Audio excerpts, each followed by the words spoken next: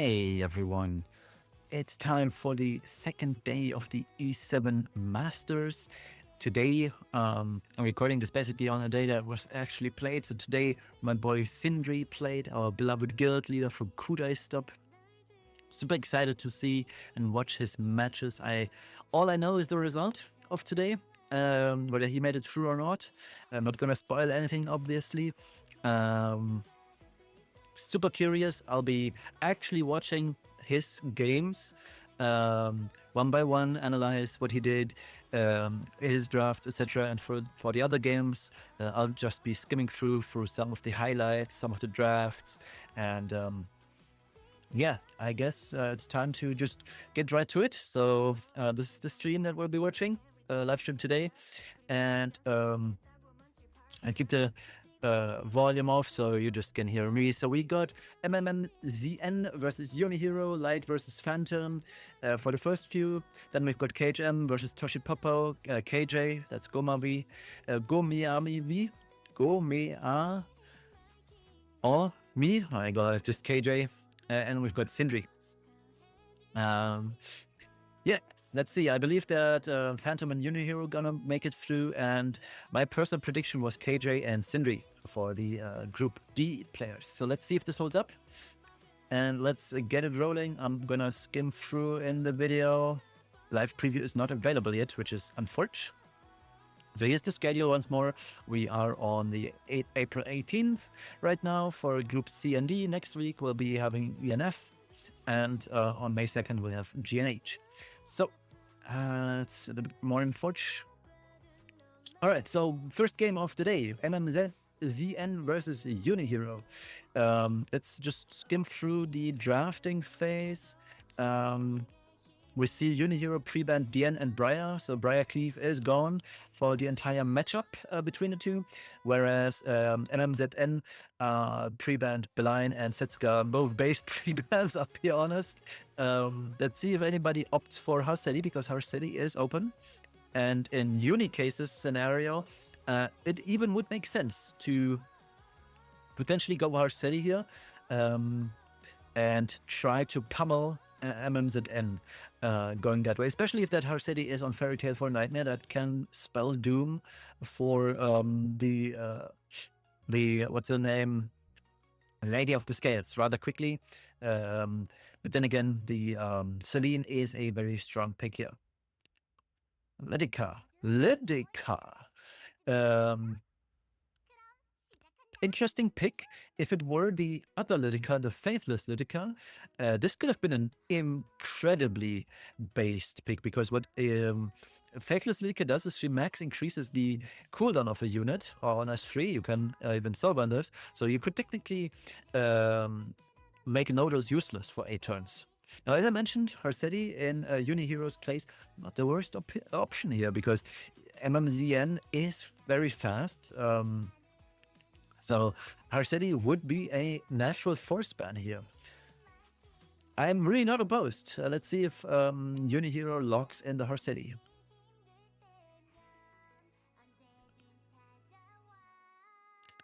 Opts to steer away from Harsetti. Habas Fumio.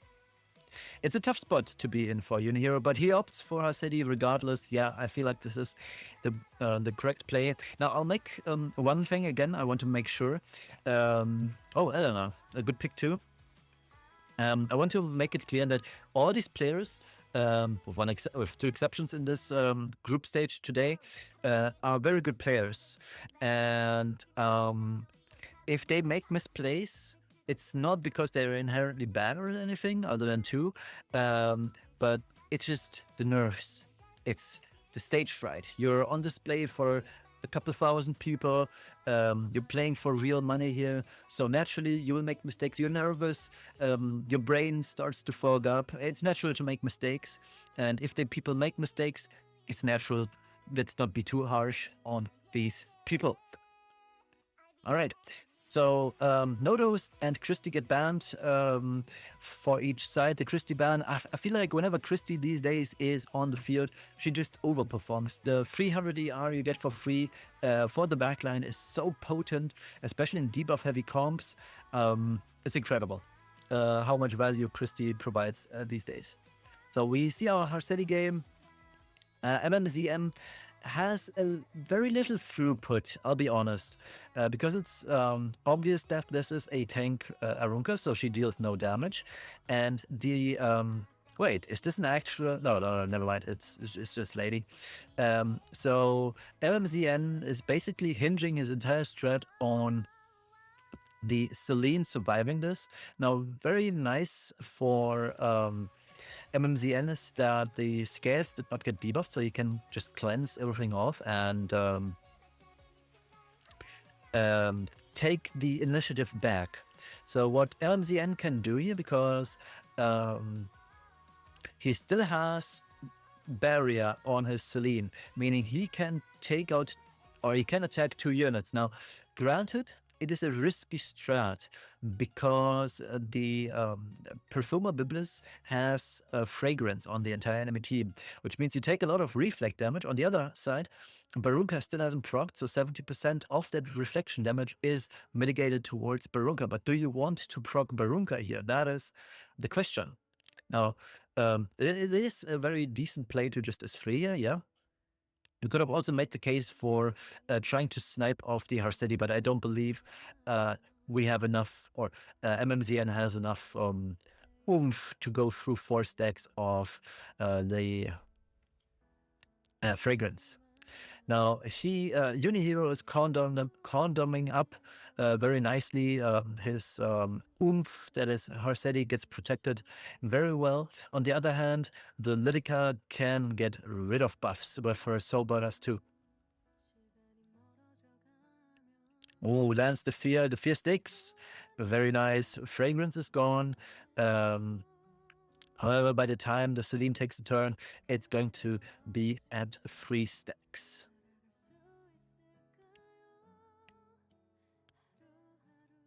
All right, Lydica goes. He can Soulburn here to get rid of the damage limiter of Harseti. Goes for the Biblis, hoping to land a Death Break. He does land the Death Break, which means the Biblis is dead here, for sure. Naturally, the Ruel can bring him right back. So it's a tough spot for MMZN because the turn order is very awkward for him. Oh, he is on Windrider, so this is going to deal quite a lot of damage. He could kill the Ruel. Ah, damn. Misses kill, but he still has 2 more chances, and then he can just S3 yet again. When Celine does her thing, she works incredibly well. Wait, does this even get rid of the Rel here? That'd be so good for MMZN here. It does. Holy. You know, he just is freeze, and the boss Arunka has 2 more turns where she's absolutely safe because she hasn't procced the Scales passive yet. So Unihero looking kind of grim for him right now. Now, the Harseti has more ER thanks to the effect resistance buff. Does he land the fear? He still does. Amazing. Let's see if Harseti, the debuff sticks onto Harseti. It does. Holy, it feels so good when fear actually works. Yeah, Unihero, that's a tough pick. And then in the end, won the first game. Let's move on to the second game. Let's check out the drafts. It looks like Cleve for MMZN. Very versatile player. It would seem. Actually, no, not very versatile. The first game was a Cleve approach from MMZN. So let's see how Unihero goes here. I really like the Summer Luluka pick here. I like to call her truck terrorist because she's operating an ice cream truck. Very, very interesting drafts from both players. I really like this. So MMZN has to get rid of a lot of players here. The Opsic one, it hinges on the fact whether the Yulha, the green Yulha, is on protection set. If she's not, then Opsic doesn't do much. She's not gonna kill anything. But if Unihero's Yulha is on protection set, the green Yulha, that Opsic is a genius pick. Naturally bans the Luluka here. Luluka is a very dangerous pick for MMZN just because she pushes up a lot, especially with her own artifact, and then she all of a sudden can silence the entire team. So it's going to be interesting, especially because Unihero has green Yulha and she reflects damage. All right. So green Yulha is not on protection set. The only unit with protect or barrier is the Festive Eater.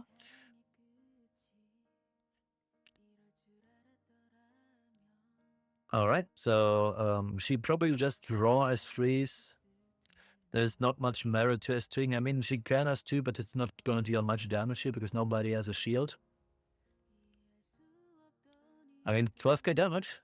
But that's what I meant. Like, it's highly likely that Obsigrid kills herself here. And what he's hoping for is that Opsig deals enough damage such that Yulha dies on the S3 from either Frieren or Corley. But I don't believe that Corley can seal the deal here. And it's going to be all up to for grabs. Yeah. Now, surely Frieren kills off both the Festive Eater and the Moonlight Yulha. Probably also kills off the Green Yulha, but she should come back. She does not come back. Wait, why is he not on Holy Sacrifice? Yeah, Unihero lost this. He's never gonna be able to 1v1 the Trin. So 2 very quick matches, MMZN taking the clear win here. There we go. So next is Light versus Phantom. If Phantom did his research right, Light isn't really much of a versatile player. He has one very distinctive draft, which I probably even can show because I played Light the other day. Let's hope my draft is still in here somewhere. It is not. I played a lot yesterday. Yeah, too bad. I played Light yesterday, and he lost against me because he plays Yulha and Genesis Ras. He likes them both a lot. He picked Yulha and Genesis Ras against me. Had Belian, but he lost because no, I had Belian because his Ras isn't that well built, honestly. On the other hand, Phantom is a Cleave player. And Light performs very bad against Cleave. Now, Light is a very strong turn 2 player, don't get me wrong, but his overall playstyle is easy to read. And once you have a read on his playstyle, he isn't that strong of a player. I'll be honest. Now, still, if he plays well here and drafts well and tries to out-mind game Phantom, he still has a good chance. And actually, Light has been in the top 100 quite a lot of times, and that's still akin to his very solid draft. He has still very good gear. He isn't the fastest player, so to say. So his drafting is solid, but it's very one-dimensional. And if Phantom has done his homework, he actually can just outdraft and outplay Light rather easily. So Light goes for Scales and Nodos pre-ban, whereas Phantom goes for Scales and Arceti. So very standard pre-bans for Phantom, very standard pre-bans for Light, because Light, whenever he is second pick, he tends to ban Notos. Alright, let's skim through the draft and analyze after the fact. So Light has obviously done his homework. Phantom would otherwise pick the DN. Light uses his signature unit, which is Genesis Ras. Light also picks Iseria, which is a super strong pick, into Renard. Now, funnily enough, the draft that Phantom is going for is the same draft that I used against Light yesterday. So Yeah, this is verbatim the exact same draft I beat Light yesterday with. However, Light has done his homework and knows how to tackle this draft, I would hope. I can tell you that DJB is not it. Rail of Light is also not it. Because Light needs more oomph against Phantom's team, and that oomph basically should be coming from I don't know. I don't like the Ruel pick here, I'll be honest, because all Phantom needs to do is he just bans the Yin, and then Bellona cleans house.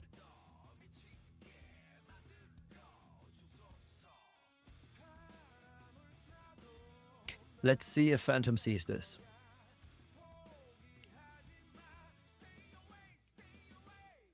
So Light already did his ban. I believe Light bans either Bellona or Beline here. Yeah. Okay, Phantom saw that DN is actually the ban here. Now, unfortunate for Phantom, Light banned correctly and got rid of the Bellona. Nonetheless, Light is still quite favored. Especially if Sarah high rolls, Light can easily win this. All it takes literally for Light is to get a counter with Isaria on the first 2 attacks. So basically Renux S1, S3 or S2 or S3, and Light wins this.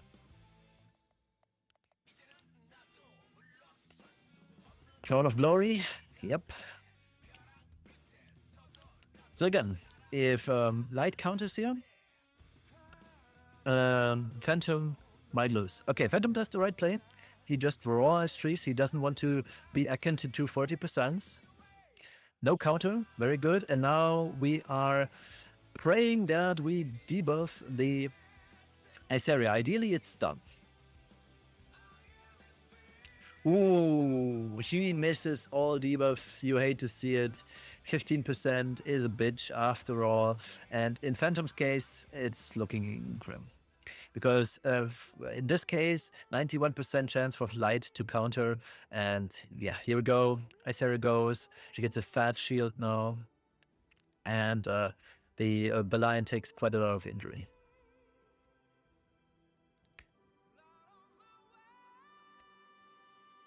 Now, luckily for Phantom, he was able to provoke the Ruel as well. So, yeah, also debuffing the Isaria here. She has to S2, which means she's still prone to... Oh, the Isaria resisted again. So double 15% on the Isaria here.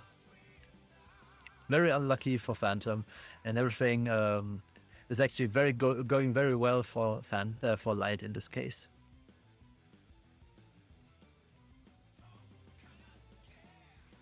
Let's see if the Biblis can do her magic trick. Yep, looks good.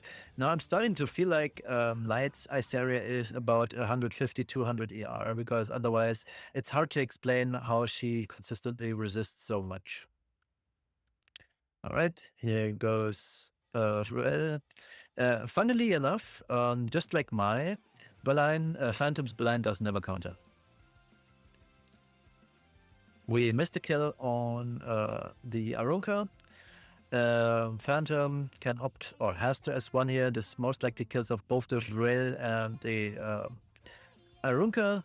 Isaria naturally counters, 91% chance after all. Ruel comes back. She has freeze the Arunka here, and then Light basically takes the game. There is virtually no point in which Phantom has a chance, because once the Genesis Ras takes his turn, he's just gonna S2 onto most likely the Biblis, and then just freeze, and the S3 should get rid of the Belian, and then it's just Renark who cannot deal with the Isaria anymore.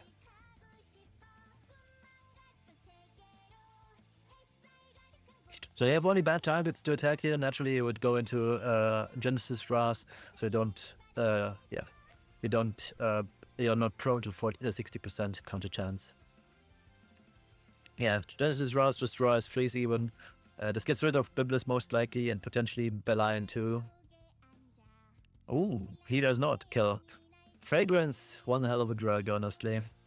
Now, Renak still in an uphill battle position. I don't feel like Renak has the oomph to deal with this comp, but there is also always the possibility of Iseria just bystanding and not doing anything. So let's not count out Phantom yet, even though it looks really, really bad. So Genesis Ras is gone, Iseria idling by. But there's a 90% chance, over 90% chance that Iseria counters here. She in fact does counter, Beline is dead, and that's gonna be the game for Phantom here. Oh, procs DS2 though. Very good chip damage. But it's going to be not enough. Renak does not have what it takes to win this game. Because at the end of the day, Iseria gets DS2 here, and once that happens, it's game over. Actually, no, he can't S2 Iseria, she's still blocked. So, yeah, it goes into Arunka, naturally. And, yeah, Phantom is roping himself at this point. Just you go next when you see this kind of tanky team.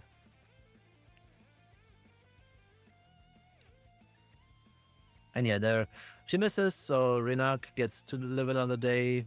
But yeah, all right. So Light takes the first game. Was a solid comp. Let's see the next draft.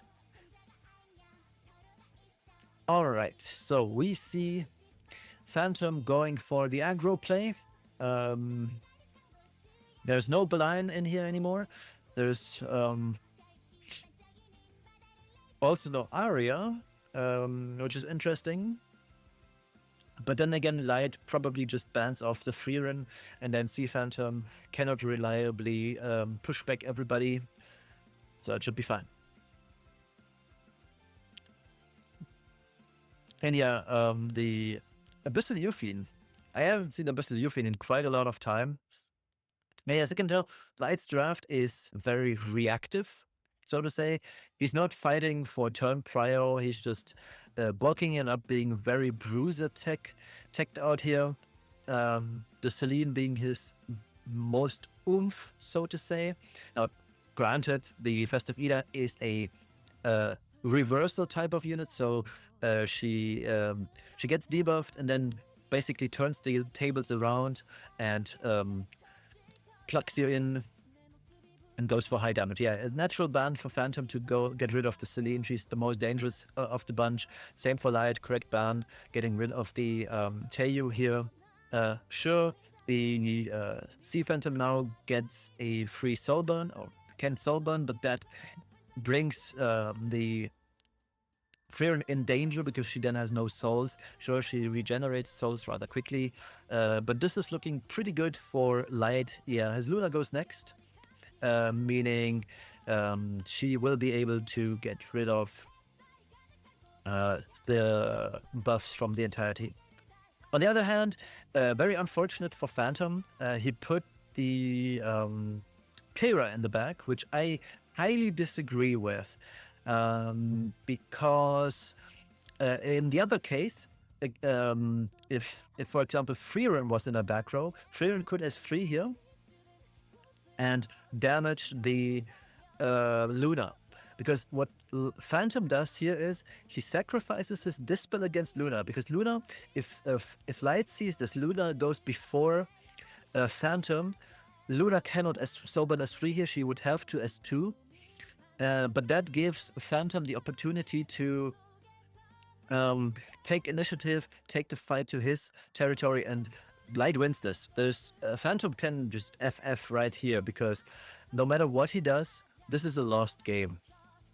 Now, probably the reason why Phantom is playing this out, Abyssal Euphine can counter, she does. She can proc the Divine Vessel here, and Divine Vessel has to hit either Luna or Yoha and kill. It hits the Luna, which is very nice. On the flip side, he just Light is going to superhuman Festive Eater. Festive Eater is going to take the next turn, and it's going to hurt so much. Festive Eater is going to deal so much damage, so much so that I believe she could entirely one-shot the team of Phantom. Interesting pick. to go for Abyssal Yufin here, I'll be honest. I think that's a misplay, so to say, because Festive Eater would have 44k roundabout HP and would be able to one-shot the team. Like, take a look at this pop damage right here.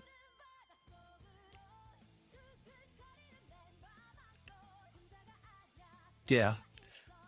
I don't know. I feel like Light slightly misplayed here. It's always Superhuman, the Festive Eater, but we'll see. Yeah, Yola's gone, and the problem that Light has is oh, he hits the Para, gets countered. If Para lands the Death Break here, ooh, another counter, very good for Light. If Bystander Aquarium takes the turn, she doesn't. But if Bystander Aquarium counters here, the Yuffie might be in trouble. Oh, she does not counter. And then Yufin takes another turn. Hwyong has to counter here. She doesn't. And Yufin just most likely seals the deal. Ooh, that's very dangerous. Phantom can take it back. Ooh, Yufin counters. So that's how it works when you do counter, after all. So Light, slightly lucky win here, takes the first game and proceeds to game 2 for him. Now, Light could have easily lost this, by the way, if the bystander of Hwyong didn't bystand. So let's move on to the next game. It's MMZM versus Light. So the winners of the first round playing against each other. Again, Light always goes for Genesis Ras. He really likes his Iseria Ruel pick for the sustainability, whereas MMZN is the classic cleaver. So we'll have the Epic 7 Classic cleave versus turn 2. And this matchup, especially with Briar, I'm low-key surprised MMZN didn't go for Briar on 3. Because Briar 3 is super obnoxious to deal with. Lydica is also very, very strong into Iseria.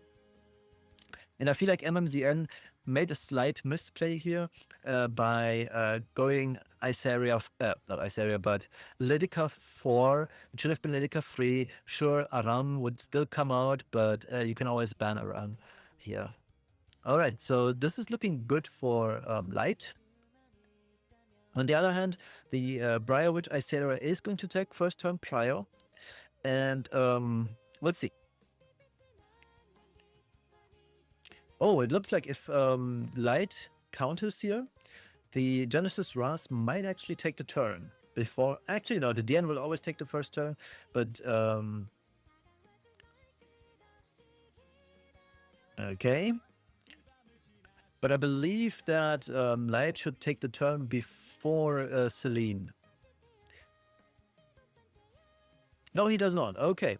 So, yeah, this is looking kind of grim for Light in this case. He had to put... Oh, yeah, another tidbit here is the Boss Arunca is not in the front row. And Light did this by design. It's a good play.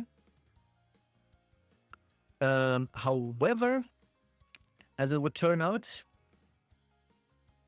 actually, Light... Oh, genius play by MMZN.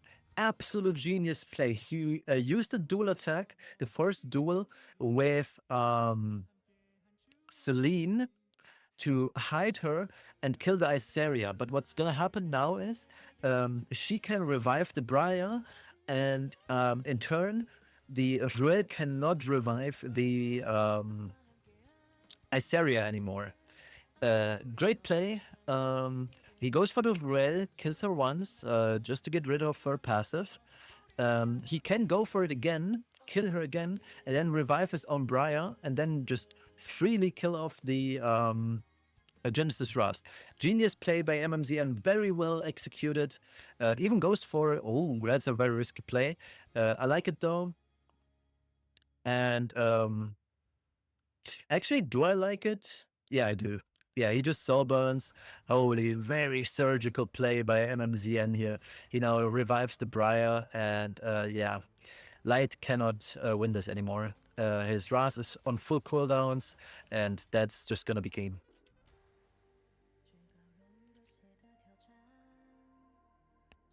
And as it would turn out, Cleve wins another round against turn 2.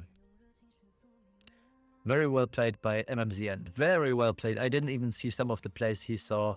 That's how you know that MMZN is an expert Cleve player. I'm just an aggro player. I did not see these plays. Very, very well done by MMZN.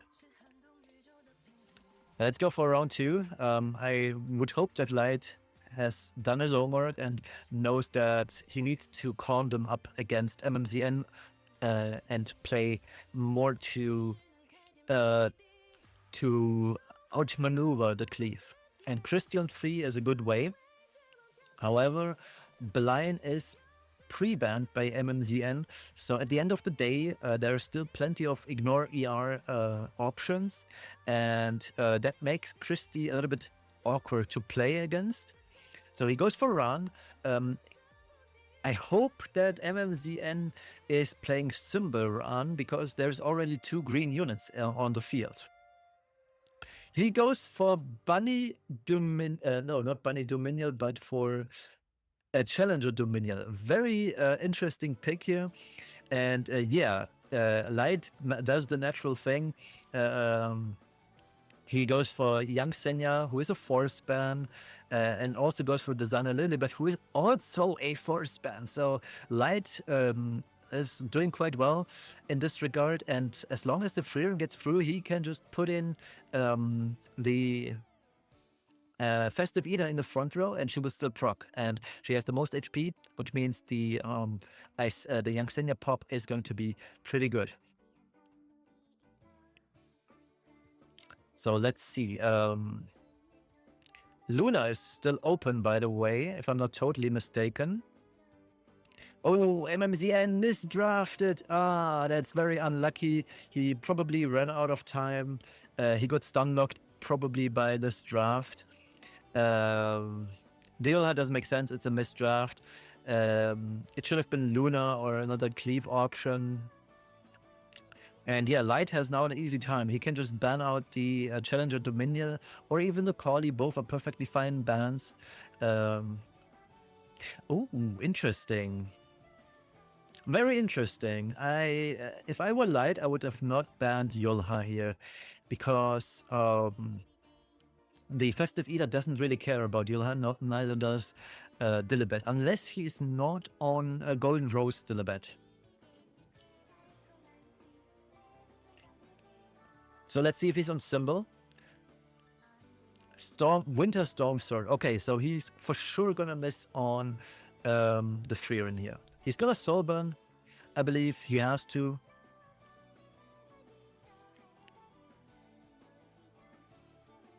It's also a fast Dilibet. Yeah, it's a fast Dilibet, and this Dilibet probably kills off the entire team of MMZN here.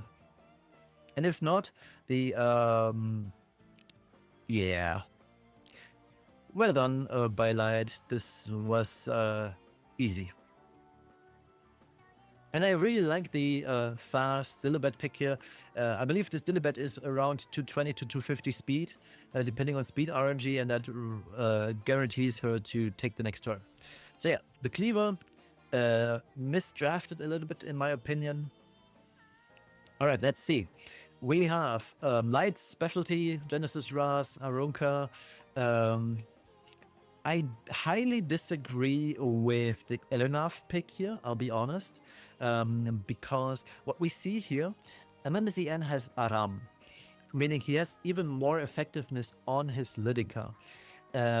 He also has DN, and what MMZN can do here, before I continue the plays, MMZN can ban out the Aria, and in that case, the Lydica will always get her stuff through, and that's super dangerous for Light in this case. Now Genesis Ras is also very dangerous, technically speaking. Yeah, but naturally bans the Aria. She's a must ban for MMZN, and it's going to be interesting. I don't know who wins. I can see Light winning this because he has Genesis Ras, and Genesis Ras is very, very strong. On the other hand, MMZN can easily outcleave this because he has this much effectiveness. So, technically speaking, he doesn't necessarily have to Soulburn here. He still goes for it though. He misses on the Elena, which is very unfortunate. And now he cannot deal much or do much here. So he has to S3. The S3 is not going to deal much damage at all. And yeah, he's gonna bank it all on BBK killing off Borsarunka, but he needs to land the Death Break here first. Ooh, he does land the Death Break. He's gonna probably push up the... Is he actually gonna push up the BBK? I don't even believe BBK can win this. Nah, I think Light got this. He doesn't even have Soulburn. Yeah, this BBK is not killing. This is a 30k boss Arunka after all, behind mitigation. Yeah. And Genesis Ras just takes the game. Yeah, it actually goes for BBK just S1. You don't need to S3 here. I don't know why he would do that. I mean, sure, it kills off the BBK, but the others just still live. I mean, at the end of the day, he's gonna full condom up here, get invincibility up, so MMZN loses his entire turn structure. So yeah, I guess Light won. Oops.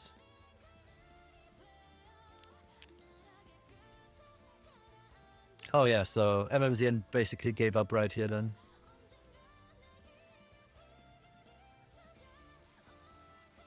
Yeah. So Light took it away 2-1. Light is moving on to the next round of 16. And next up, we've got Unihero versus Fanta. Let's skim through the drafts. We see a Brigitte. I always call it Brigitte. So Unihero wants to get his what's it called, free run through no matter what. I faced this exact same draft of Unihero yesterday against a Korea player, and maybe I do even have it on my list because there's a one way to easily outmaneuver this. Was it one of my later games? It was one of my wins. Yeah, this was it. Very similar comp with Freeman on 3, Armored on 4, Brigitte on 5. So the same thing we see right here, right? 3 and 3, Armored 4, Brigitte 5. And the way this plays out is you just pick Rena to speed contest. You pick Blind against the Freerun on 4 and Silly on 5. And you cannot lose this anymore. It's literally unlosable if you are in my position. There's nothing that the Armored / Brigitte Freerun Cleaver can do anymore. So yeah, let's go back to the game because it's still going to be interesting because Phantom did not pick one of these counters. So yeah, Unihero has to ban Renak or Genesis Ras. Both are highly difficult to deal with for him. Whereas Phantom, ideally he bans out the Racist Secret. Goes for Amit though. Yeah, the Renak ban was very obvious. So let's see. The Brigitte is going to take first turn trial, pushes up the Freerin, gives her greater attack buff. It's kind of funny. We all were laughing at these Brigitte buffs, but at the end of the day, she's not the worst kind of unit. She has the same base stats or the same stats as Ahmed now. Personally, I believe that Ahmed is still the better unit because she gives the entire party skill now. But nonetheless, Brigitte is not bad anymore. So yeah, not Ahmed, but Freerin taking turn 1 or turn 3 and 4. Does she kill though? She misses the kill on the Belian, which is very unfortunate. The Genesis Ross is also still alive. So what needs to happen here is that the she needs, or Unihero needs to S2 onto the Genesis Ross, I believe. Or no, yeah, he can't.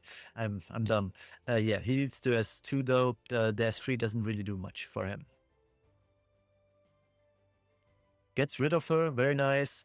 This should keep the Freeran alive for one turn. But it's going to be interesting whether the Genesis Ras will be able to keep up his Sacred Covenant. Unfortunately for Phantom, he did not proc the passive from Lady of the Scales, meaning it's going to be rough. Because the Freeran will survive this. Actually, no, she's gonna die. He just raw as freeze here, and then he's up against debuffers, so to say. Oh wow, the Freeran actually survived. Yeah. So this is over. Phantom loses the first game because he gets infinite crowd control.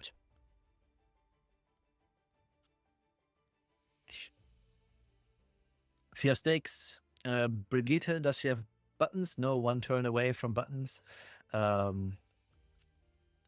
yeah, another fear coming in. Oh, doesn't. Sigrid is on Goblet apparently, so she has us two again. And yeah, Freeran has 10 souls, about to be 12 again. So yeah, that's just game one. Unihero wins. Let's move on to the second game. We see Phantom opting for Opsic, which I like, into FCC.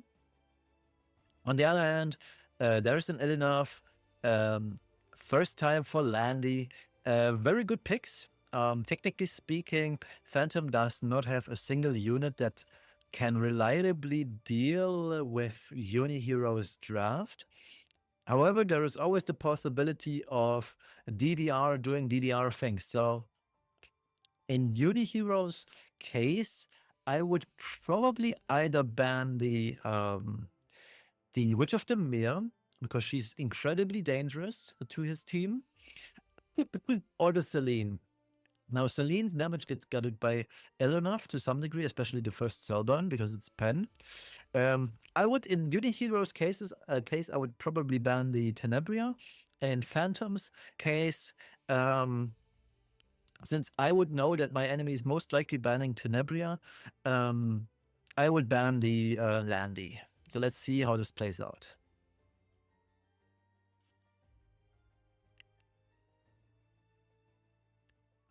By the way, just saying Green Landy would have been an excellent pick here too.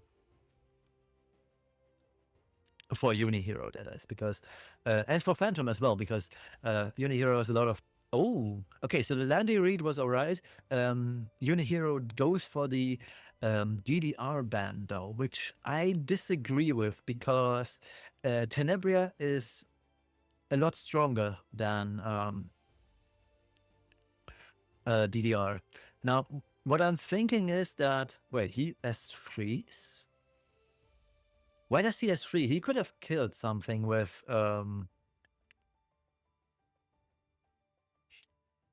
I guess he didn't want to risk I don't know. I feel like there was a misplay. He got rid of all the or almost all of the barriers. I don't know. I would have S2'd and risked it. We always go for the high roll plays here. And yeah, that's what I meant. Like, sure, the FCC can now redirect the block onto the team, but by the time she takes the turn, it's gonna be too late, I feel like.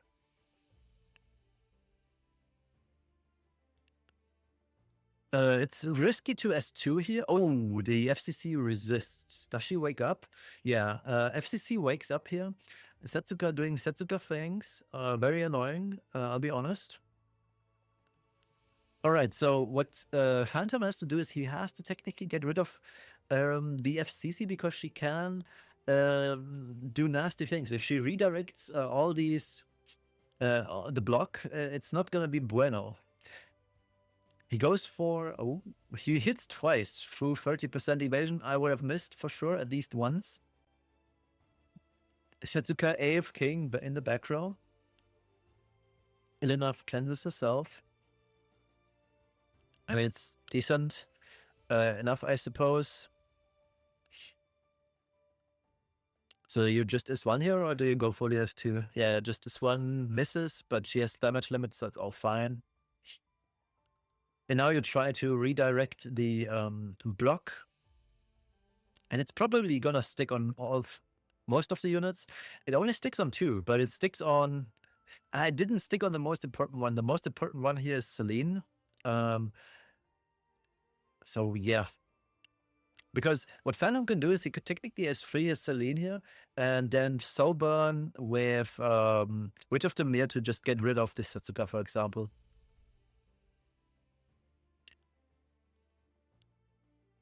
Yeah, and that's what he's going with. So he's going to Soulburn onto Setsuka here, and oh, he does not Soulburn onto Setsuka. He just hits. I guess that works too. He's then going to Soulburn here right now into Setsuka, get rid of Setsuka. Yeah, and that's game for Phantom. So GG, I'd say. There's no point in waiting this out. Phantom won this. So game 3. Whoops, that's too far gone.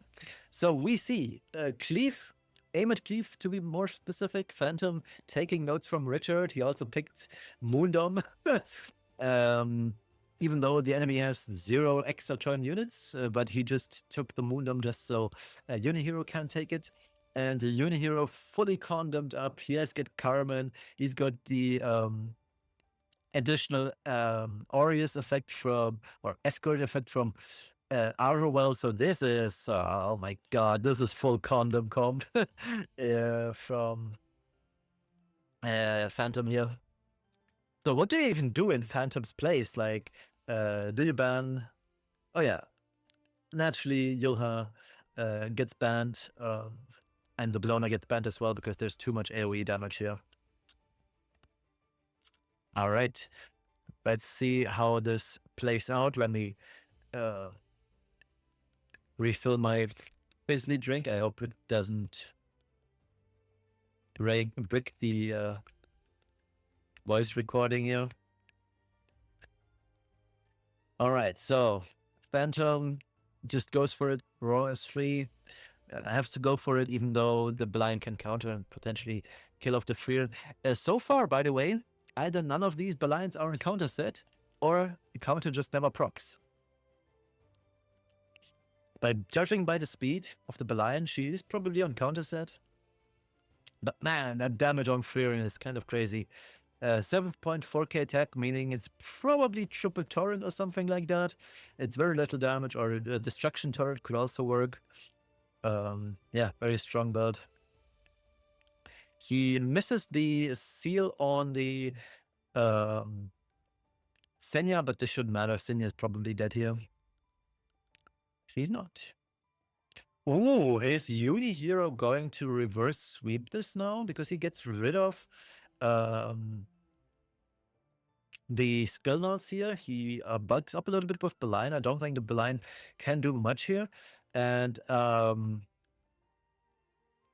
there is a world in which I see Unihero still winning this. He can Soulburn, yeah. This gets rid of most likely Moondom as well. I mean, Freer is gone. And potentially half of his team as well. Oh, he does not kill. Okay, so this Beline is just as fake as mine. If she's on counter set, she's just not doing her job. Yeah, I think Phantom is losing this. Now, granted, Phantom has S2 ready again on his Genesis Ras, but you don't want... Actually, you want to do it here. So Sacred Covenant procs, and you want to S2 here onto the Beline, hoping that you land stuff. Wait, that's a mistake. You can't debuff her. Oh, he's going for the kill on Senya. Is he killing? Ooh, he is. And now he Oh, and he needs to proc here. And this is why I like keeping my Beline as free. Oh, he actually, it doesn't matter. Even on a miss, Genesis Rush should always kill. He opts for not proccing. Oh my god, if he provokes here. Oh my god, I actually can see Phantom still lose this. He does land a provoke. If Blind lands here, ooh, he does. He even has a soul, so it's guaranteed. Ooh, this is looking kind of grim for him. Oh, okay, yeah, Phantom won. GG. He can now S2, S3, and it's just GG, or a raw S3. It's very unlucky that this Belian never actually countered. Like, it's unreal. Either this is actually a speed Belian, but Belian being as fast as ROL means she's probably on counter set and she never did counter. So that's very unlucky. Phantom moves on. All right. Now we've got MMZN, Cleaver versus Cleaver, so to say. All right. And neither player bans Order Harsetti. So we see two aggressive comps, especially the armored pick. And I'll be honest, in Phantom's case, I would ban armored. Unless he is super confident in his Renak speed. Now, Renak has higher base speed than armored. So there is a case to be made to just ban out the Harsetti here and just race. And the odds are technically in Phantom's favor just by base unit speed. So MMZN probably bans Douglas, correct? Okay, so Phantom actually opts out for the Genesis Ras ban, and yeah, I mean, honestly, it's just Harsetti versus 4 units that's very hard to deal with now. Obviously, Ruel plus Hecat is kind of inting it himself, and it all comes down to turn order. Oh, and it's pretty decent for Phantom, for MMZN, I'd say. He can S1 into... I would have S1, honestly. Into Renak. You're gonna...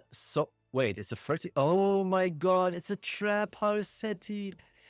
Oh my god, it's a... Oh my days. It's a trap Harsetti. It's a Guild War Harsetti. The kind of Harsetti you put on... what's it called? Knowledge Seed and then pummel the enemy. I am all of a sudden more confident in Phantom winning this.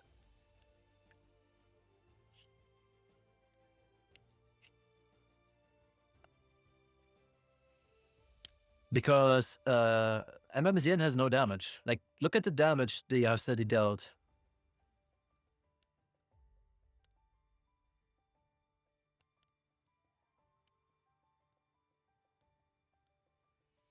Alright, so Harsetti takes another turn.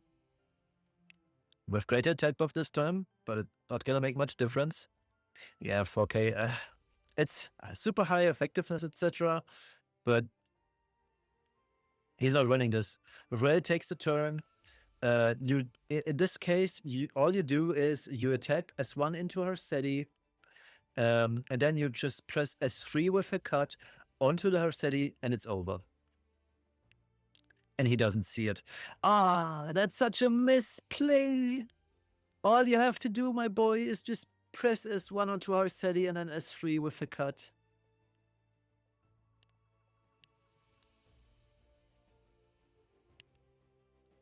Now you're giving Harsetti another turn of potential debuffs, and the Hecat is going to lose her immunity, meaning that Harsetti has the chance of stunning her. Okay, MMZN also misplayed here, heavily misplayed. Yeah, Harsetti is dead. MMZN threw this game. Both players threw this game, in my opinion, honestly. But MMZN actually did through. So what you do here is you just S3. Soulburn S3 into a cut, you win. She only has 26k. My cut on Soulburn S3 deals 40,000 damage, so his should be just as good. Yeah, 40k, it's over. And MMZN can pack it up.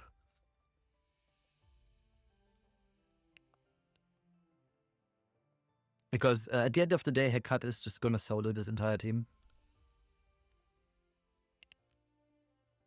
He's gonna run out of souls eventually. And yeah, I mean, I can understand that MMZN wants to play this out. Maybe there is a way to still deal with this comp, but now Renak will take her turn. She will S2, S3 and kill off the Amid, or potentially even the Lady of the Scales dies here, obviously, from the splash damage. And then Hecat is going to stealth, and she's never going to come out of it ever again, and then it's just GG. Yeah, now he has one onto either target, doesn't matter which one you do. And yeah, Phantom win game 1. Very nice and clean. All right, so second game, Phantom versus MMZN. Cleave opening, but with an interesting choice for a third pick for Phantom. He goes for Lionheart Sermia on 3. I'm not quite sure he actually hopes. I mean, what's he gonna pick on 5? Phantom, that is. He has to pick Ran on 5, which is very unfortunate because MMZN can just pick 4 imprints, and he's probably gonna do so. And then what? The top model will always outspeed, no matter what Phantom picks here. He's always going to be at least 1 speed imprint up.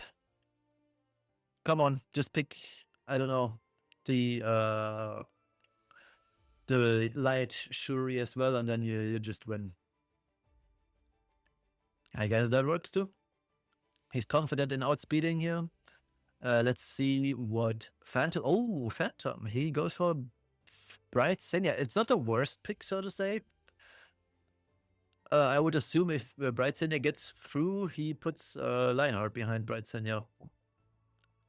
So as Phantom, you kind of are forced to ban the Politis, yep, because you need the pushes. I don't see Phantom outspeeding MMZM here. But I guess we'll see what happens. In my head, MMZN wins this 99 out of 100 times.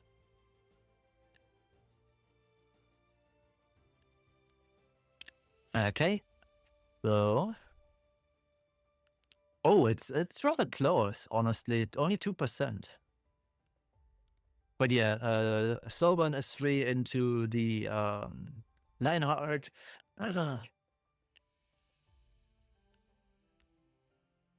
Because we don't want her to do stuff. This is a fast Lionheart too.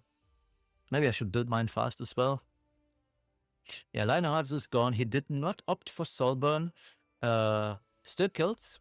Very nice. Corley goes, presses S3. This most likely debuffs everybody but the Wildred unless she hits. She hits all 3. Yeah, this is MMZN's game. Very clean. Let's move on to game 3. Cleave games are always rather fast. And here we've got a very interesting game on our hands. Another Harsetti play with both Dark Corvus and Flan. This is something else. Now, what I want you to keep in mind is Dark Corvus is not immune to fear. And I don't know whether this is an oversight on the developer side, but if Dark Corvus was to ever get an EE or above, he should also be immune to sleep and fear, because as of right now, he's only immune to stun. So yeah, Phantom should be probably banning Yelha and Dark Corvus. I think that was the correct ban. Yeah. There's no other ban to do here. So yeah, perfect ban. The Solitaria takes care of the Flan, and yeah, it should be. It's still gonna be hard for MMZN to come back from this, just because the Apocalypse Ravi is really strong into his entire comp. So 22k HP Harsetti. This looks like a standard issue build. Abyssal Crown. Oh my god! You hate to see it in MMZN's case. Oh boy. Mr. Crown doing a Mr. Crown things. Yeah, what do you do? I guess you can kill the Sea Phantom here. Not the Sea Phantom, but the Solitaria here. Just as free to Soli, and then your Flan can do things, I suppose. Yeah, up to Renak, yeah, I guess. Also works. Actually, yeah, it doesn't matter because Solitaria does not get her buff that makes that lets her reduce or disallows see. My God, I can't English anymore. That disallows Flan to do stuff. Ooh, the BBK going strong though. But then again, there is still the APOC on the field, and she is on Sweet Miracle as we've seen. So even if she was to lose this turn, the next turn she'll be back. And he has to hard CC the APOC Ravi here. On the other hand, the Ruel can just take back the initiative. Okay, Sweet Miracle procs. He gets out of fear though. And now he can just kill off. Actually, who would I go for? It's probably going for Soli. So actually goes for the debuffer. Yeah, it's both good, honestly. Now let's still keep in mind this BBK can deal a lot of damage. I don't know. Who does he go for? Was it the BBK procs her second immortality? So after that, BBK is going to be in danger. Does he go for the kill on the... Yep, he goes. Okay, very nice. And now he needs to full CC the...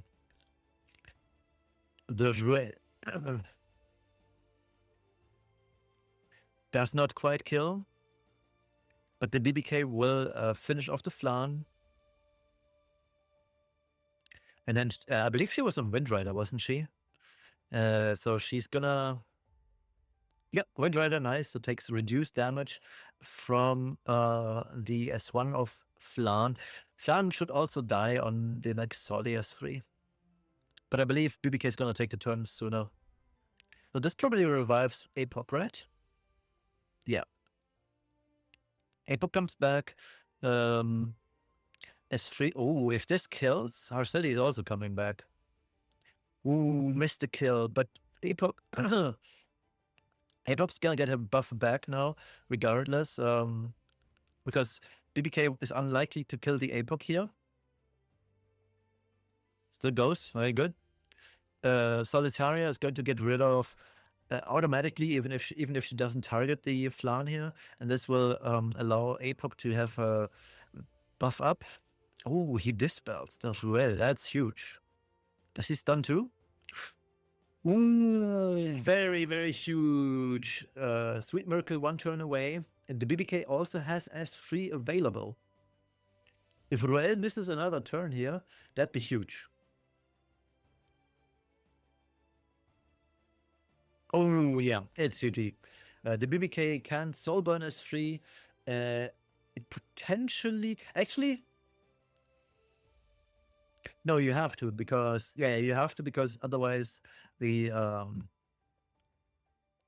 Oh my God, she missed kill. Okay, that's GG. Phantom no kills off the BBK. She cannot come back anymore or help herself. And yeah, holy, that was such a close game. On the other hand, is it actually over though? Hear me out. Hear me out. Full stun.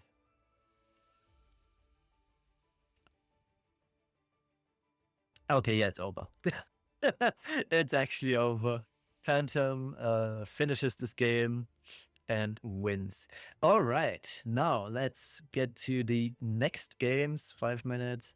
I'm super excited for this. So we've got KJ, we've got Sindri. KJ versus Sindri first game. Oh yeah, baby, let's go. KJ bans Lady of the Scales and Nodos, Sindri bans Dien. He really hates Dien. And Harsetti. Sindri then opts for Perfumer Biblis, whereas KJ, it's atypical for KJ. Let's put it that way, because I believe KJ did his homework, and he should know that Sindri is rather fast. So I'm surprised that KJ would tank up this much. But then again, KJ's drafts are always a little bit unconventional when it comes to, especially tournament play. When he's just on ladder, he just goes for the race and just tries to deer gap you. But in this case, Sindri did prepare a lot. He studied a lot of KJ's drafts, and I would assume KJ did the same for Sindri. At least I hope he did, because Sindri is a super, super versatile player. Sindri can do it all. He can play tank down, he can play cleave, and he also can play debuffers. So Sindri's account is amazing. KJ does go for the race. He has the better speed racing unit with Renak. I believe KJ's Renak is 330 speed or even more. So Sindri is going to face an uphill battle in this case. Sure, Sindri is up 1 imprint, up 2 imprints now, and he's gonna race that Renak. And I know for a fact that Sindri's Para is super fast. Oh yeah, that's the Sindri special. He's got an American flan. Sindri is going to ban most likely the Arabi here, or actually I could see Sindri banning Arunka though, because Arunka is really hard to deal with in every. No, it depends. Yeah, he bans Arunka in natural play, and we'll see. I can see Sindri winning this, because Sindri is going to kill off the Renak, if he outspeeds, that is. Yeah, he is. Sindri is so fast on his para, it's amazing.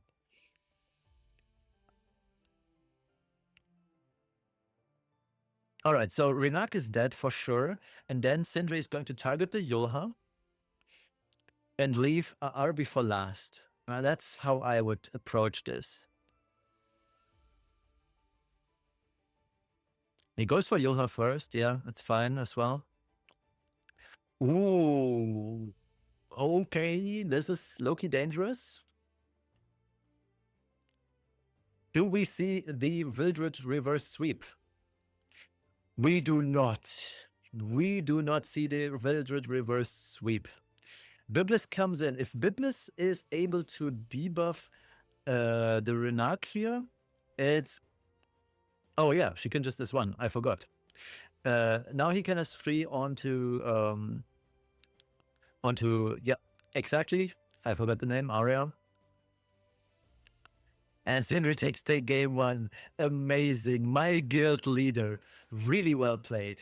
I would have personally gone for Renak probably, but yeah, I can totally see why he went for Yolha. It's amazing. Sindri just... This is Sindri's signature comp, so to say. It's just Para free plus Flan, and his Flan is incredible. I mean, that's an American Flan. She just shoots you. Very well done by Sindri. Incredibly well done, even. All right, let's see. Sindri opts to ban Sea Phantom and Briar, minimizing KJ's ability to cleave even further. Now, there's a lot of cleave units gone now, which means that Genesis Wrath, I was about to say Genesis Wrath has to come out here. And yeah, let's see.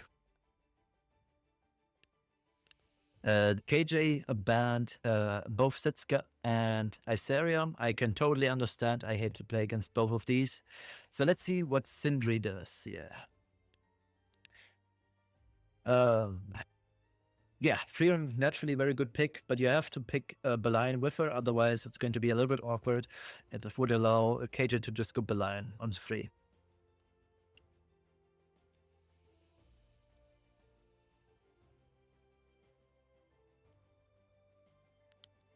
He could also just go for Red Ras, honestly. That would also be a possibility. But my gut feeling is just pick Belian. Should we do it? Pick Belian?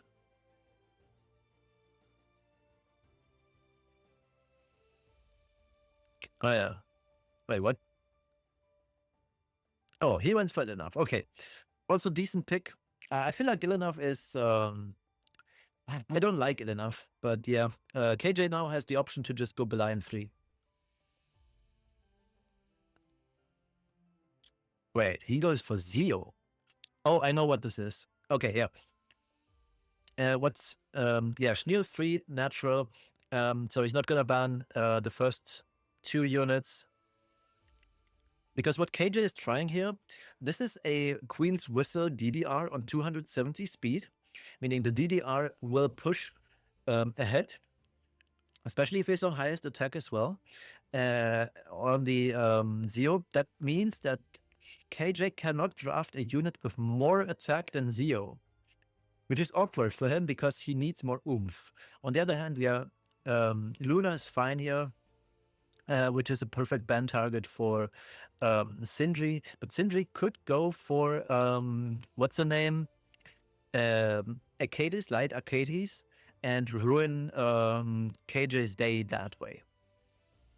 Because what KJ really wants to do here is he wants to silence and push back the free runs so she does not get the push and he can kill with Genesis Ras. That's what KJ is going for here. And if Sindri goes for Arcades, she has the merit to actually deal with the Luna. So let's see what Sindri does. Ooh, yeah. LRK, very interesting, good pick. So he bans the Luna for sure, Sindri that is. And KJ has to ban, I was about to say Tori, but he goes for LRK.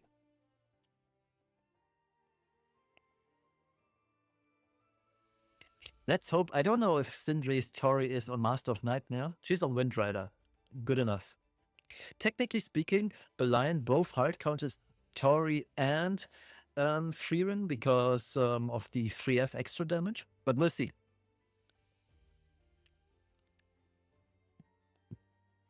And yeah, as I said, this is a fast DDR, and we're gonna see Queen's Whistle proc here and push the DDR up. Yep, there we go, Queen's Whistle. Now DDR cannot press S3, he cannot press S2, because otherwise he will run into danger. Oh, I don't think that was the play.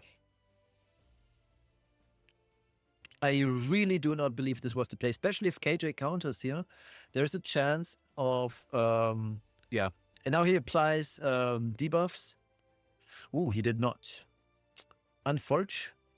Okay, so this is looking up for KJ now. So how does Sindri deal with Genesis Ras in this case? Because it's gonna be tough. That counter was very unfortunate for Sindri because his Ilinov pushed up so much here. He injures down, okay, great. He has 2s as 3s and probably gets rid of Belian. Oh yeah, he procs, very nice. So Tori is protected now, very well so even. Ooh, that counter though. Okay, so this gets rid of both the... Wait, doesn't this provide immunity to the team? I don't remember, I haven't played him for so long. No, it was the S2 that does. Okay, yeah. KJ has too many targets he has to go for here. He opts for Tori. I don't agree. Yeah, KJ threw this game. I don't know.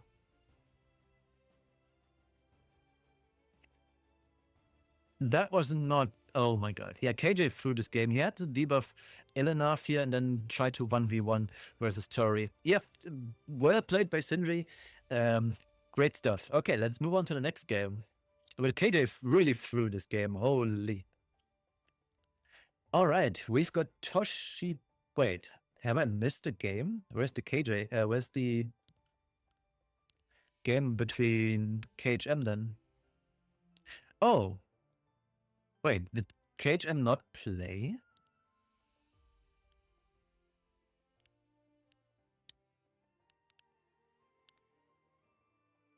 It would appear that KHM overslept.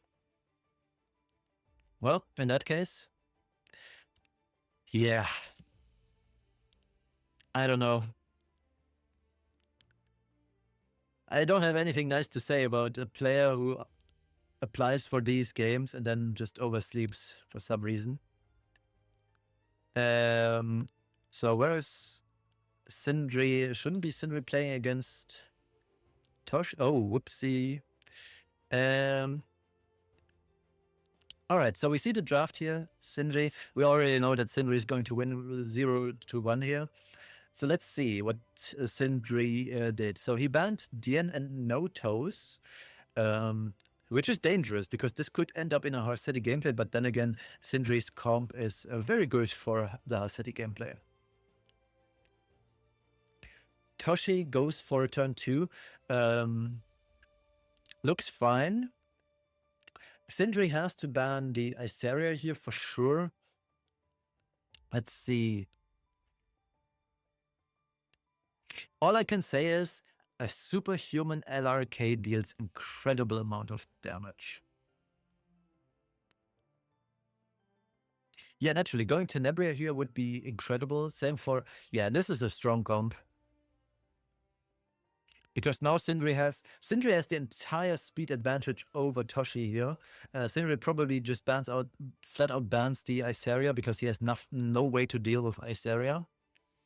Technically speaking, Sindri also has nothing against Epoch because the Epoch has pen reduction and Sindri has 2 pen units. Or 1 pen unit, sorry. But we'll see. I mean, at the end of the day, Yolha can clutch it out against Epoch because the bleeds do not care about the pen res. But yeah, let's see how this goes.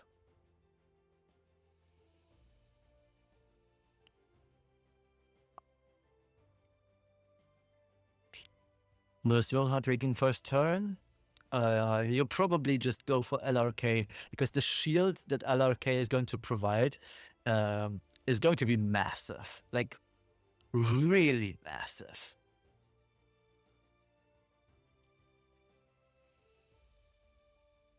And here we go, 14k on the first S3. That's pretty big. That's really good damage.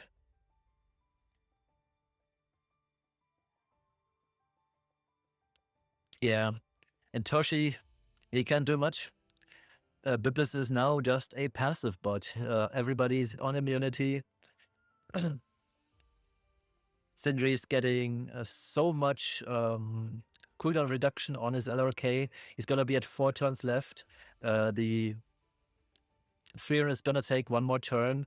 Actually, no, the LRK is gonna lap. Yeah.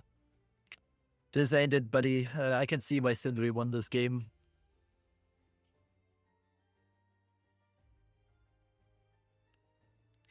Yeah, naturally focusing on the Biblis here. Very good. LRK is 1 more AoE away, so next turn, the next time LRK moves around, he's gonna have his S3 ready. Unless he gets, even if he gets provoked, Yolha is on the field, so Sindri does not care. Now, granted, there's Belian can still dish out a lot of damage. He's 40k HP, so the soul burn is gonna do a little bit of damage. It gets mitigated by the Maid Chloe, though. Oh yeah, lands the provoke. The Freeran is steadily losing all her souls. She's gonna be down to, I believe, 2 souls now. 1 soul, yeah. And now when Sindri S3s with his LRK, he's gonna both kill. Actually, maybe not, because the heal applies. But he for sure is going to kill the Freer now. But the Fragrance, because Sindri is that fast, Fragrance stacks up quite a lot. Now, unluckily for Toshi, his Perfuma takes the turn. PS freeze, even if she does apply the buffs, debuffs, it's not going to help much. LRK is still 53k HP. This is the second S3 of his, so the damage is increased, and this 100% kills off the Freeran here. Yeah. Belian, even though she has 5 fragrance stacks, is also half dead. That's so much damage. And eventually, the Yulha is going to take another turn. She has one turn, or she's one turn off of giving LRK another fat superhuman, and then it's just going to be GG.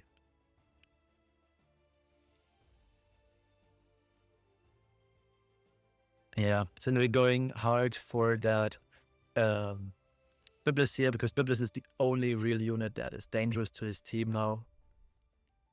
And the rest is just a means of more stacks and cooldown reduction for the LRK. And yeah, we can already see Sindri's S3 on Yulha is back again. Personally, I wouldn't press it yet, unless the Belian procs her S2 here. In that case, yeah, it'd be good. So let's see, does Belian proc her S2 passive? Okay, yeah, I guess Sindri can then press Superhuman onto LRK. He opts not to, which I totally find understandable. Why proc it now when he can proc it one turn later? It's also fine.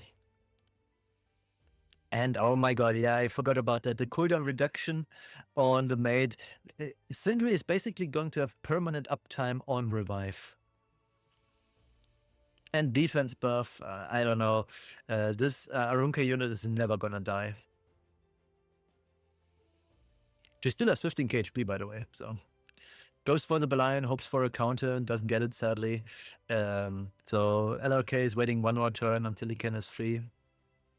But in this case, it'd be super fine to just S3 the LRK. And LRK is gonna zoom down and S3 here and deal so much damage, because LRK at this point is max stacked up. And he's gonna kill the Belian for sure. And then it's just a Ravi versus the world. And a Ravi just cannot win this. Even if it takes a long time, eventually a Ravi loses this. So he'll go S3 here. He's not gonna kill though. Now, a counter a Ravi technically could win this, but this isn't one. So see, yeah. Arunka lives, and now a Ravi has 3 turns cooldown, and the bleeds will do their work. Okay, great. Sindri winning 1-0. Let's hope he closes out. If he wins the next game, he's in the round of 16.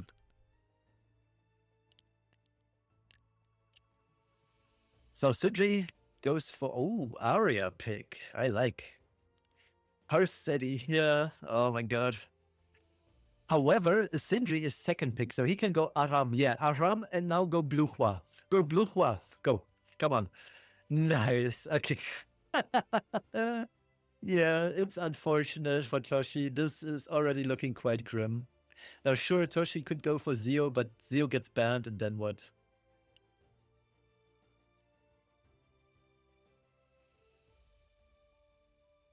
And the cool thing is, no matter what Toshi does, as long as the blue wall goes through, it's gonna be so bad. Wait, Nackwall?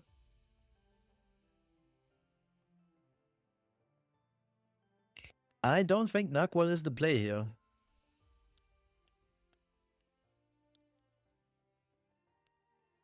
What Toshi actually needs is BBK.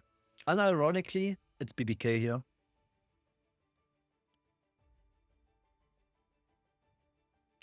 Okay, Dark Corvus for that oomph, I can understand. Goes for Youngster. Oh my god.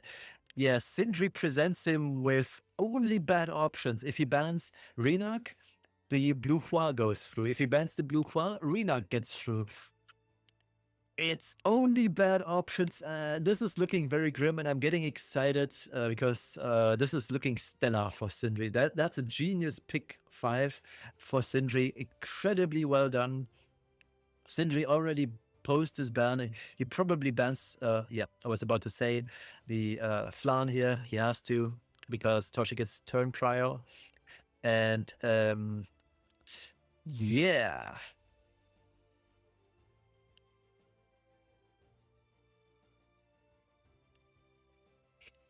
So Sindri gets full turn 1 trial. Let's see how this plays out. I guess the play for Toshi is to S1 the Renak, deal as much damage as possible. Hope for a duel.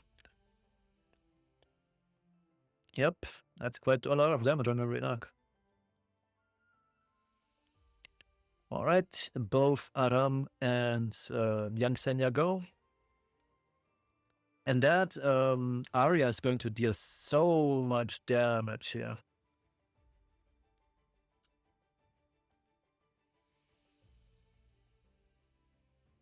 Now, if Sindri plays this right, he goes S2 onto the Darker Bussy, and then S3 into her city. That's how I would do this. He goes into Ruel, okay.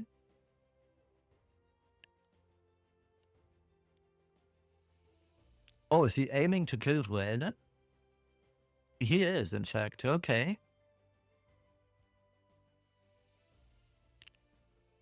Oh, he wants to waste a turn. I see, I see. So he's gonna S3 onto Dark Kurbasi here, I suppose. But that means that Sindri can just kill off Luna.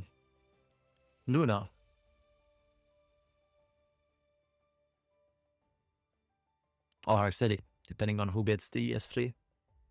Yeah, going for Corvus naturally. So what do you do here in Sindri's case? Do you S3 to Renak or do you just S1? I probably S1 and hope for a stun. S3 onto. Let's see. Goes onto Renak. Sounds good to me. So Renak can immediately S2, S3 again.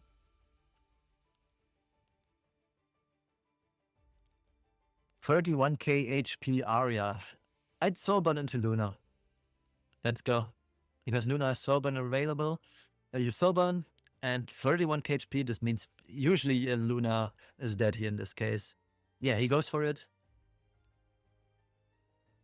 19k, very nice. And now Sindri has a fat shield. Now Toshi will Soulburn. He probably is going to try to kill off the Arya here with the Soulburn. I would imagine at least, because Arya poses the most danger due to the injuries she can dish out. Yep. And technically this kills. Like, I don't see Corvus not killing you. Wait, he did not Soulburn! Oh, wait, I'm retarded. He can't Soulburn because Arya is on the field. Yeah, this is game over for Toshi. Sindri won this.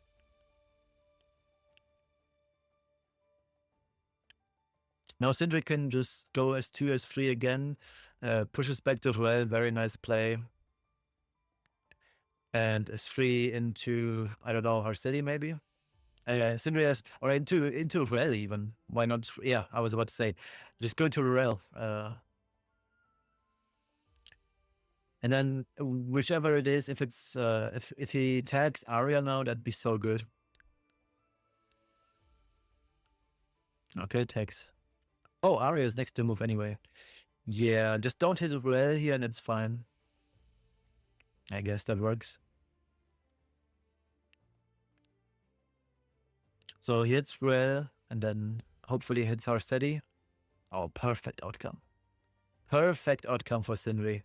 And Corvus does not win against these 3 or 4 even. Incredible play by Sindri. Very well done by my guild leader. Pack it up, Toshi. You ain't winning this. Because the injury from Arya is going to be too much. And this is so much damage as well. Like, he has no souls. All souls are gone. Bye-bye. Yeah. Incredible. My guild leader, he made it to the round of 16. Really well played by Sindri. Incredible display. All right.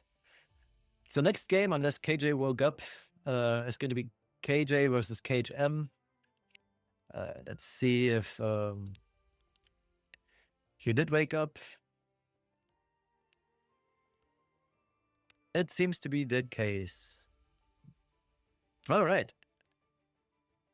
So naturally, because KJ is the better player, but we see KJ fumble a lot in the game against Sindri.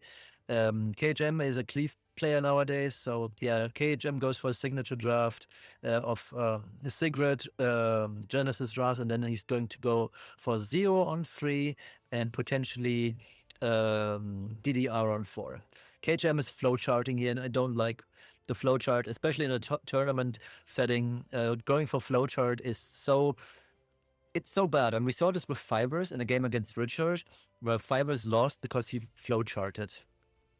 And if KHM is actually flowcharting here too, that's spelling his doom, honestly. And unless KJ is unaware of what KHM is trying to do here, it's what KHM is doing is so easy to beat. Yeah, you just take, yeah, exactly. KHM saw through this, not KHM, KJ saw right through what KHM's planning to do. Now KHM has to pivot here, and KJ is in a much better position than KHM. And let me tell you, going Veronica 3 was not it. Iseria, on the other hand, is a decent pick. But then again, what KJ can do is he can just pick Mort and Australia on 4-5, and then it's just G2. Yeah, and I'm telling you, Veronica on 3 is not it. Because there's so much counterplay that KJ can do. He can go for, what's it called? My God, I can English. Martial artist can. That immediately kills off the Veronica. So I don't know. Or Moondom too. Also works perfectly fine.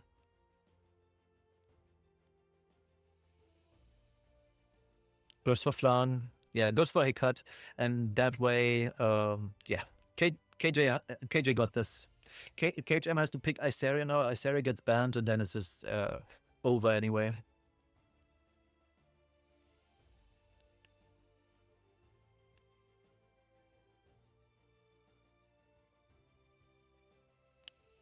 Now, granted, there's still a small loose gun. But we'll have to see, I guess.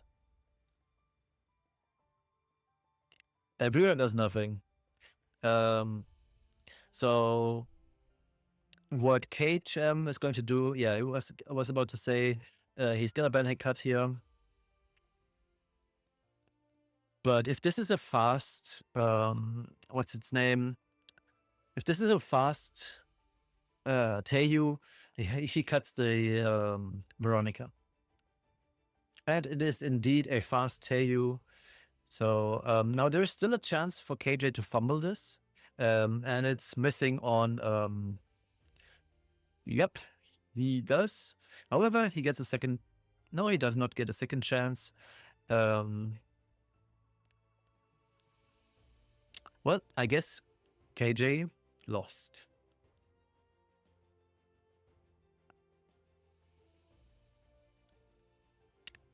Because KHM needs to target Notos here. Yeah, he has to kill him twice.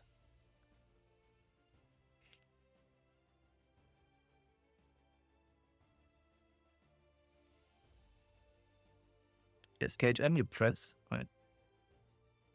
Okay. What if KJ resists? Okay, that works.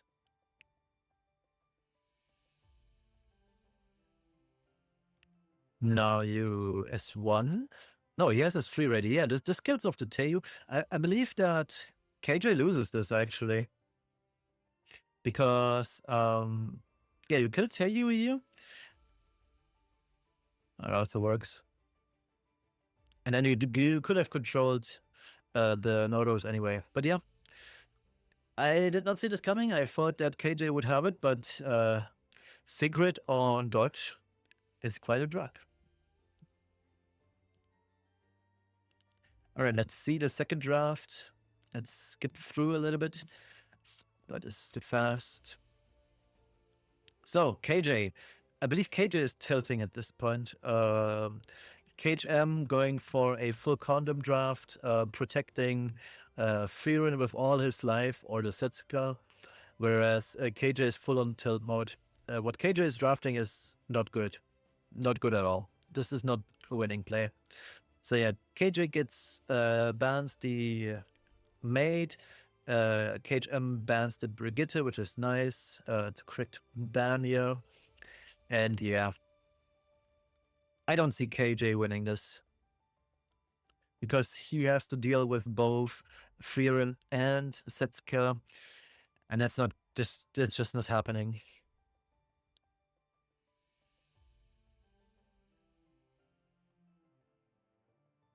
Yep. Here comes the first. And the thing that makes this matchup so hard for KJ is that Setsuka basically starts with almost half full fighting spirit. Desperately trying to kill off the Yolha here. Does he opt for the Soulburn S1? Because Soulburn S1, yeah, he does. So this kills off both Frieren and the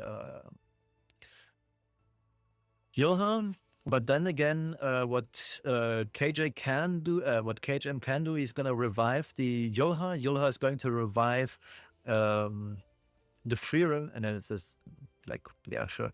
Or what he also could do is just superhuman Setsuka, because that's going to hurt quite a lot. Yeah, now he just S-freeze onto Yolha, Yolha S-freeze onto Setsuka, and then it's just jerk off, basically.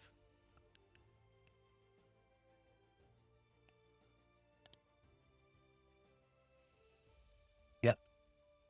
And now she presses S3 onto Setsuka. Setsuka then goes for her own S3, and the next attack just procs. And potentially kills half the team. I highly disagree with this play, though. KHM has virtually no souls. And we saw that Arya did S3, so she'll come back rather quickly.